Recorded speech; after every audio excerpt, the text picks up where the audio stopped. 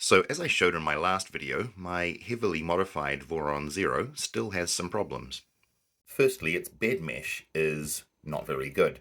A whole 0.26 millimeters of variation here. I think this is actually coming from the motion system rather than the bed itself.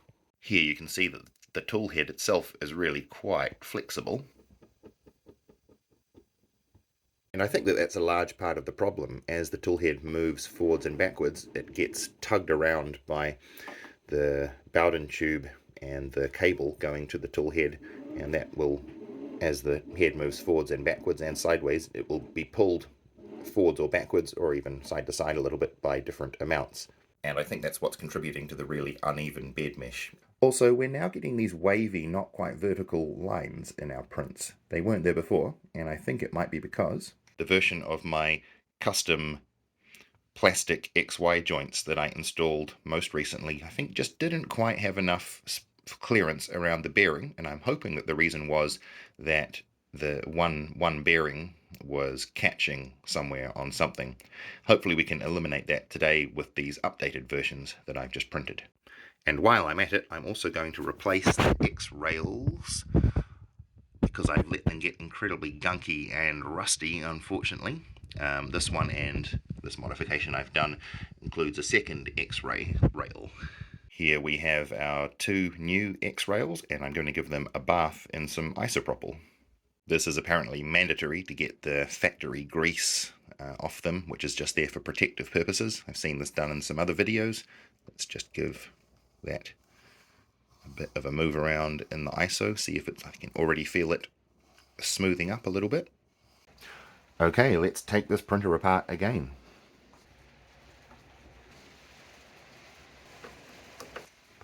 So I think I found a problem which could even be responsible for all those veiny ripples. On my custom XY joints, I think I've done something incredibly stupid, and if you can see just there, the belt in one of its sort of passages is scraping against this surface. The whole thing sort of sits here in the 3D printer. Unfortunately, the printer is now pulled apart, so I really just have to, my newest replacement ones of these I'm about to put in, and I have to do that before I can get the printer back up and running and reprint those parts again.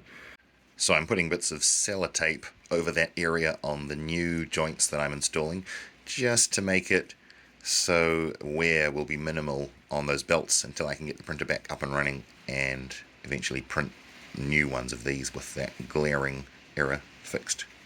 Well, I'm happy with the result after replacing those X-rails.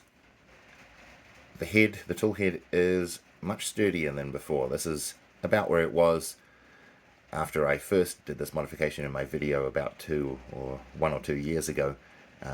It still has a little bit of play, but it's not sort of jerking or wiggling forwards and backwards. It's just you can sort of twist it if you push quite hard. Okay, first moment of truth. Can we get a bed mesh which is more even than this old one? So here we are doing the bed mesh with just the ADXL accelerometer in the tool head. See my previous videos for more details about that. There you have it. It's looking absolutely amazing. The bed obviously is tilted. I'm going to correct that, but even with the tilted bed, it's 0.24 millimeters range. This is absolutely amazing. 0.07 millimeters is where I got to. I'm thrilled with that. That's about a threefold improvement. This is what it was like before, and the new one, really nice. You got to care for your linear rails by oiling them much more regularly than I did, so that they don't sort of wear out and become more wiggleable with their carriage. And if you're still getting bad wiggle after all of that, X-rails, if not the other ones as well, but the X-rails seem to be the most important here. Okay, and reprinting the VFA test to see if my little fixes have caused any improvement there. And that is awesome. There is no sign, pretty much, of the veiny sort of diagonal lines that there were before. Here for the B motor and for the A motor. There actually does seem to be a tiny bit of Z banding with a little bit of a slightly diagonal slant to it. I think that could be an extruder problem. and I may look into that in the future. But for now, those big veiny lines are gone.